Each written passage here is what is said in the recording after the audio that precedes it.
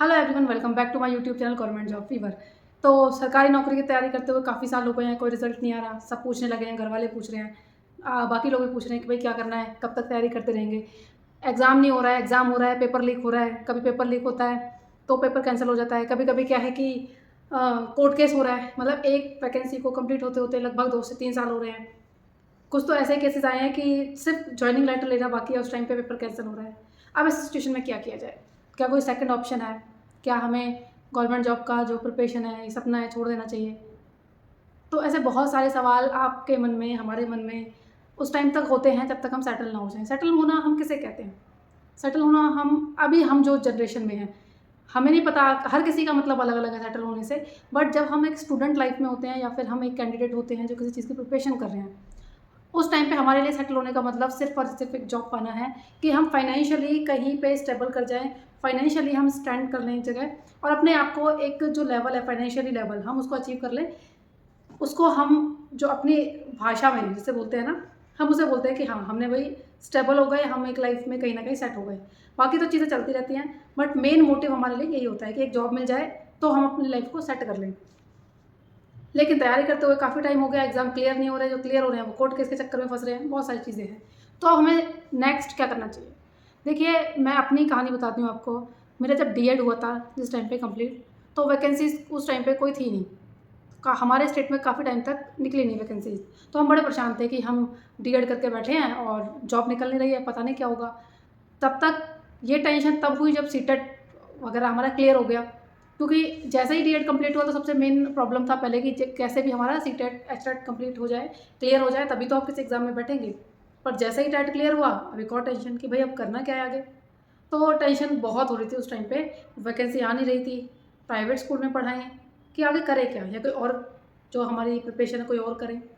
तो मैंने उस टाइम पे क्या किया था, एक फॉर्म एक निकला हुआ था, लैब टेक्नीशियन जो होते हैं हमारा, डीएमएलटी कोर्स होता है उसके लिए, मतलब पैरामेडिकल कोर्स है मेडिकल लाइन का, जिसमें हमारे ब्लड सैंपल, ये जो भी हमारे टेस्ट होते हैं ब्लड से रिलेटेड, ये सारे बॉडी टेस्ट होते हैं, इसमें हम उसको, आप जनरल लैंग्वेज में बता रही, जिनको नहीं पता, डीएमएलटी करके कोर्स होता है, बीएससी एमएलटी भी होता है, काफ़ी सारे मतलब इसमें डिप्लोमा और डिग्री होते हैं।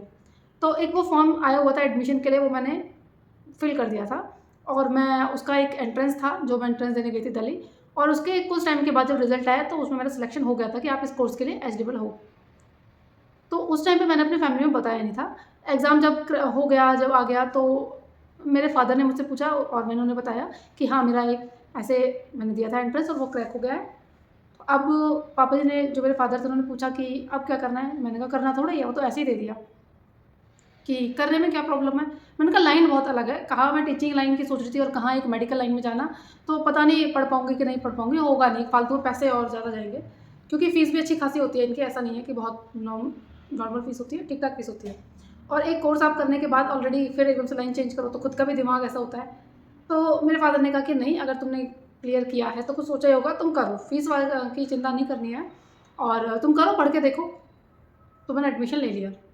6 महीने, मुझे पता है कि वो 6 महीने, क्योंकि अचानक से आप एक डीएड जो टीचिंग की पढ़ाई है उससे एकदम से आप मेडिकल लाइन में जा रहे हो।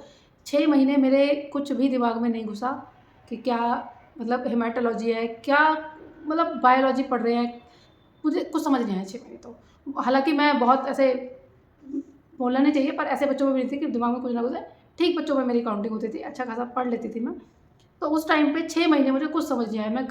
मैं इतनी परेशान थी कि एक लाइन छोड़ के फालतू में पैसे बर्बाद किए दूसरी जगह और मुझे आ कुछ नहीं रहा। तो उस टाइम पे मेरी फैमिली ने बहुत सपोर्ट किया, मेरी मदर ने भी बोला कि कोई बात नहीं, नहीं आ रहा तो क्या हो गया? तुम जाओ थोड़ी ली, आएगा तो ठीक है, नहीं आएगा तो भी ठीक है, क्या हो गया? एडमिशन तो ले लिया है तो कॉलेज तो जाना चाहिए। जाने लगे। तो 6 महीने जैसे-जैसे कंप्लीट हुए, फिर कुछ-कुछ चीज़ें घुसने लगी दिमाग में और काफ़ी कुछ फिर समझ आने लगा और अच्छे से मैंने वो क्लियर किया अपना।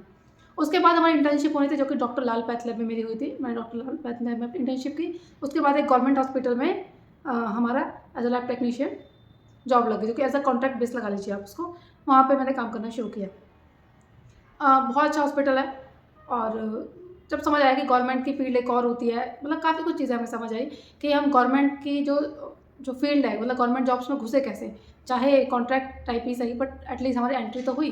अब हमारा स्टार्टिंग होती है, मैंने वहाँ जॉब स्टार्ट कर दिया है, काफ़ी टाइम जॉब की, तब मुझे पता चला कि यूपी में काफ़ी सारी वैकेंसीज़ आ रही हैं और मेरी उसी साल ग्रेजुएशन भी कंप्लीट हुई थी जिस टाइम पे वैकेंसी निकली थी। बिल्कुल फाइनल मेरे फॉर्म निकलने वाले थे और उसी टाइम मेरी फाइनल का रिजल्ट आया था। तो उस टाइम पे मैंने वो फॉर्म भरे। और मैं आपको बता रही हूँ कि इससे पहले मैंने एक ही बार केवीएस का एग्ज़ाम दिया था और वो एग्ज़ाम कैंसिल हुआ था। अब मुझे ईयर कंप्लीट याद नहीं है, शायद 2015 की बात है। तो वो जब एग्ज़ाम क्लियर हुआ था तो उसके बाद मैं टोटली ब्लैंक एक डिप्रेशन टाइप में चली गई थी।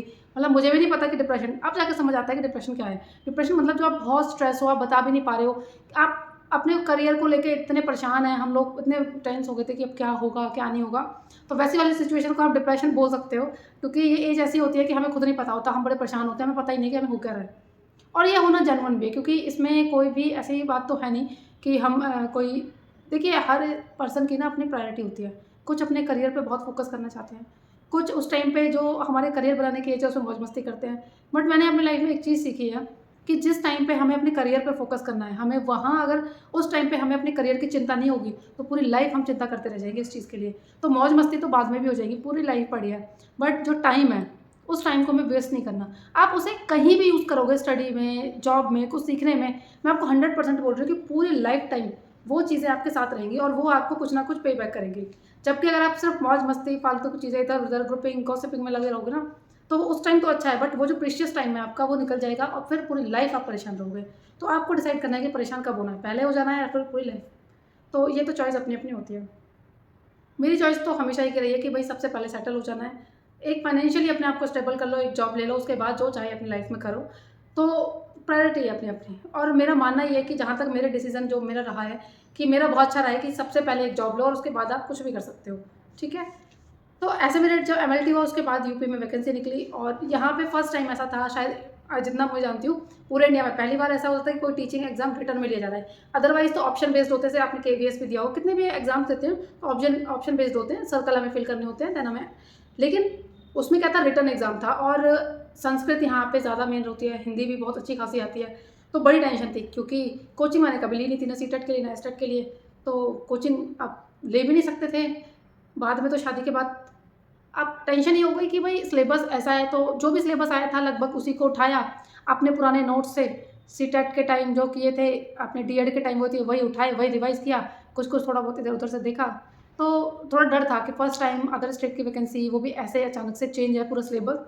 तो दिया एग्ज़ाम और टच वुड, मैं तो हमेशा ये बोलती हूँ कि ऊपर वाले का बहुत-बहुत वो आशीर्वाद है कि वो एग्ज़ाम क्लियर हुआ और मैं फाइनली जॉब में आई। 2018 में मेरी जॉइनिंग हुई थी एज़ असिस्टेंट टीचर।